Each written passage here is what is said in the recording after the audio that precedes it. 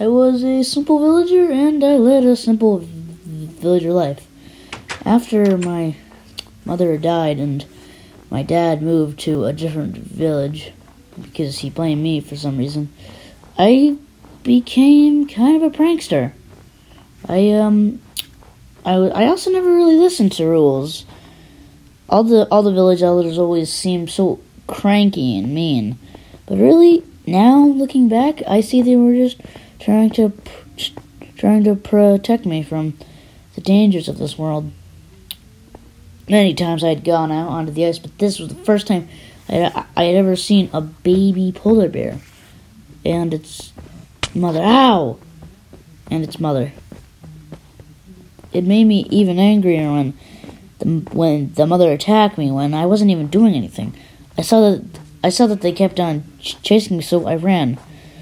I was afraid. I'm not going to lie. It was one of the most terrifying moments of my life.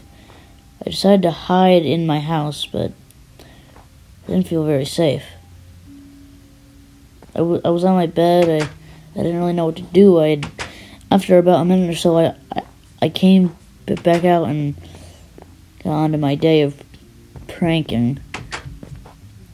Well, you see, I just like to, jump. I just like to, give people a little fright when I, barge into their house unannounced. And, if I feel like it, I might borrow something. An emerald. Free emerald, also. Except, the owner of the house saw me. I had to come over and... Yeah, at first I didn't think that he saw me, but I knew he had. I gave him the emerald and I walked away in shame. Anyway, my village job was to clean up any extra piling, snow. Just to make sure that, we didn't, get overrun or basically drown in snow. I also like to take people's torches. It's really the only thing that keeps them warm these days. Oh. Take it anyway, let's go. And I like to put them around the, it's kind of like our own fountain, but I didn't really like where I put them, so I decided to put them onto our little magical frozen fountain. After I had finished doing my job for the day, I awoke in the night. It was weird because, normally I sleep right through it, but this time I had a bad sensation. I was right. Pillagers. They were here for the second time after they killed my mother. I knew that I had to do something. I grabbed Peacekeeper. This sword I had forged myself and ran to help our iron golem. I managed to kill the pillager, and I even got its crossbow. I saw the blacksmith workshop. I barged in, took the helmet. I'm not gonna lie, I kind of wanted to hide in the blacksmith's house, but part of me knew that I had to help the village after what happened the first time. So, I ran into battle. Look, maybe I was a tiny bit, terrified. Look, I was trembling. It was my first time fighting these monsters. Also, the, our normal mobs and the pillagers had definitely teamed up. I was not ready for this.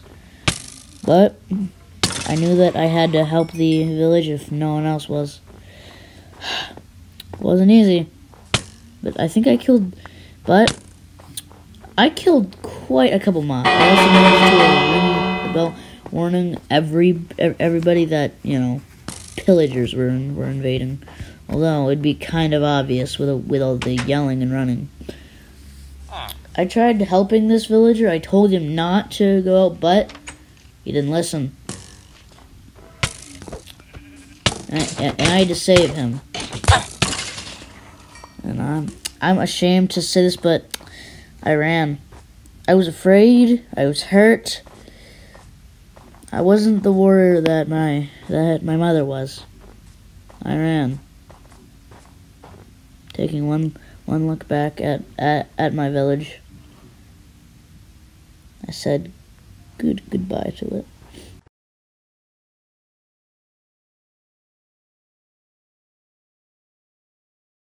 They say, after the legendary hero returned, he found it was too late. In sadness, he honored his mother with her favorite flower, a quite rare one in his parts though, a peony, and in her grave he found honor, a sword he once saw his mother wielding.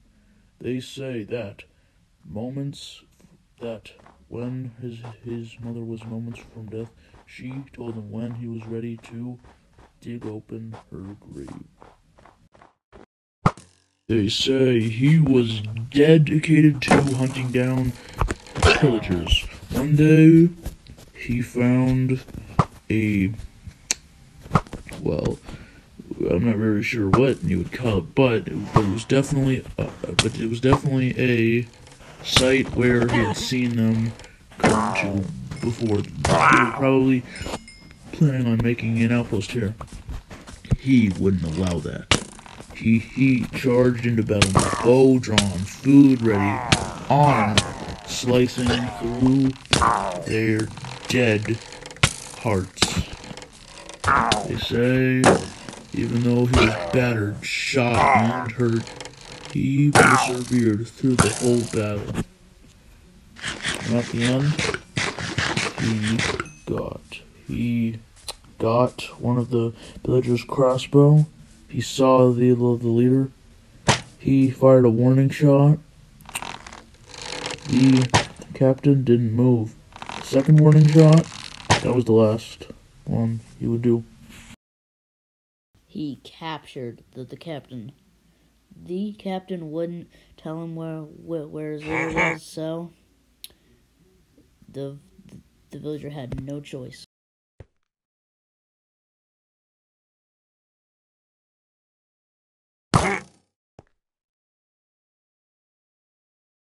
After that, he made it his mission to bring back the villager nation. After meeting many people, he began his work.